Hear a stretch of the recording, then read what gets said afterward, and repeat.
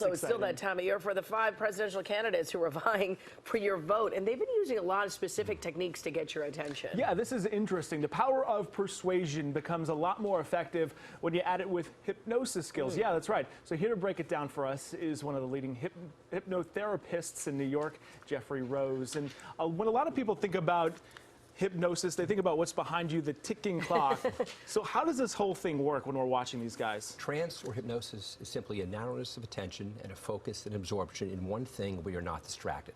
Okay. And in that state, we're more suggestible. So our subconscious mind is open to suggestions for new attitudes and new beliefs about our politicians, about our country, and about our policies. All right, so there's something called covert hypnosis.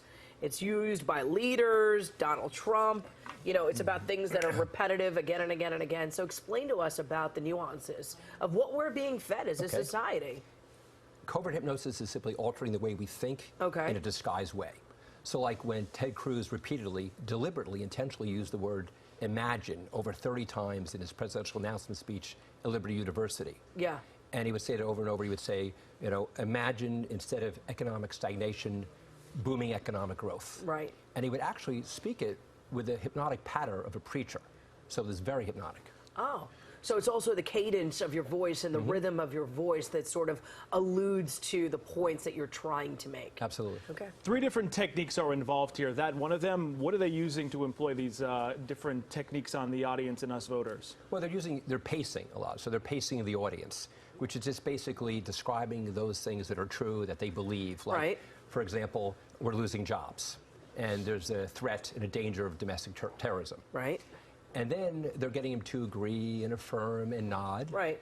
And while they're going with the flow, they're slipping in some suggestion, like, I'm going to build a wall, for example. And there's no discussion about the feasibility of that wall. Now the focus is just on how big that wall, how beautiful the wall, and the door of the wall. Okay. Who's doing this the best, do you think? I think Ted Cruz and I think Donald Trump are doing it the best. They're doing it with different styles, different techniques. Okay, but so how would you define Donald Trump's style? Well, he's doing more anchoring. He's saying a lot of more very creative, bold statements, like he would refer to Jeb Bush, basically, as being low energy. Yeah. And then recently he's referring to Ted Cruz as Lion Ted, yeah. But there has to be some grain of truth to that for it to be effective. I recall a few years ago, Donald Trump was getting into a Twitter feud with Danny Zucker, who was the executive producer of Modern Family, and he was calling him a loser. Right. And that's just not going to stick when Danny Zucker is a brilliant comedic writer. Right. You know, so that's not going to work. But now he's calling everybody a loser. But and he won very big in New York State. So it looks like New York was biting that. It's very interesting to see how the candidates are using all that campaign money on these basic campaign commercials, and also when they're stumping for votes to get our votes.